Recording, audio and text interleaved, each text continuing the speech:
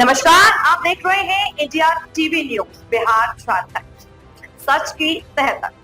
मैं हूं सदली और आपके लिए लेकर आई हूं आज की सबसे बड़ी और बेबाक खबरें।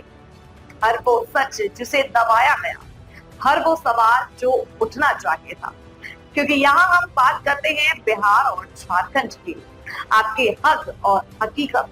चलिए शुरुआत करते हैं आज की खास रिपोर्ट से।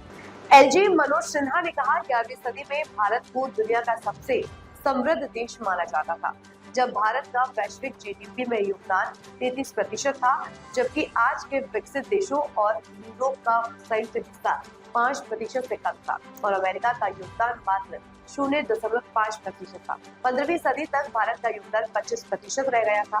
शोध के अनुसार इंग्लैंड ने भारत से लगभग 3000 अरब डॉलर की लूटपाट करके अपनी संपत्ति अर्जित की। उन्होंने यह भी बताया कि इस ऐतिहासिक पृष्ठभूमि को समझना जरूरी है ताकि भारत की समृद्ध विरासत और आर्थिक शक्ति का सही मूल्यांकन किया जा सके। मनोज सिन्हा ने भारत के विकास और आत्मनिर्भरता की दिशा में काम करने पर जोर दिया। मैं समझता हूँ कि देश भर के नौजवान, किसान, शिक्षक, व्यापारी सभी सड़कों पर आए और मोहम्मदाबाद में एक इतिहास यहाँ के क्रांतिकारियों ने डॉक्टर राय जी और बाकी सब लोगों ने किया। लंबा समय हो गया कि शहादत की वजह से देश आजाद हुआ। मुझे लगता है कि इतने वर्षों बाद सबको ये मूल्यांकन करने की जरूरत है जिन उद्देश्यों को लेकर के, जिस देश के निर्माण की कल्पना को लेकर के महान लोगों ने शहादत दी थी, उसमें हम कितना पा सकें। मुझे लगता है कि केवल सरकारों के भरोसे नहीं, व्यक्ति और भारत के नागरिक के नाते हमको भी अपना मूल्यांकन करना चाहिए। हमने उसमें अपना क्या योगदान दिया। देश को जब आजादी मिली थी, परिस्थितियों से आप सब वाकिफ हैं, अनेक विद्वान लोग भी बैठे हैं। 11वीं शताब्दी के आसपास दुनिया का सबसे धनी देश हमारा हुआ करता था।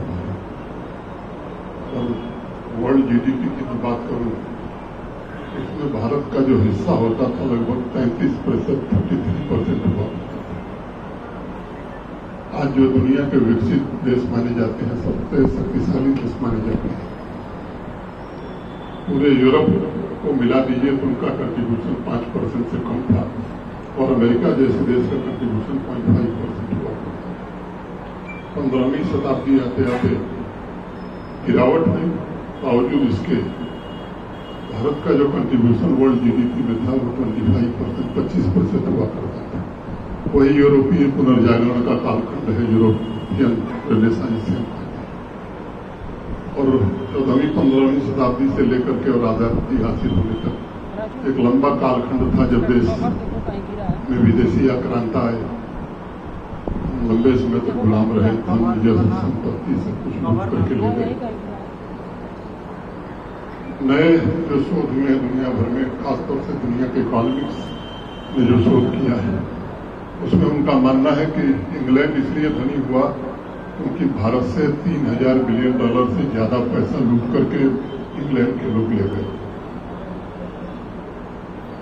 हमारे महान स्वतंत्रता सेनानियों के संघर्ष के कारण खुली हवा में सांस ले सके।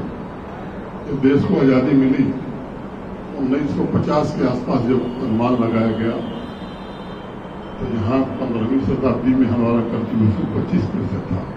1950 में वर्ल्ड जीडीपी में हमारा कंट्रीब्यूशन 4% रह गया।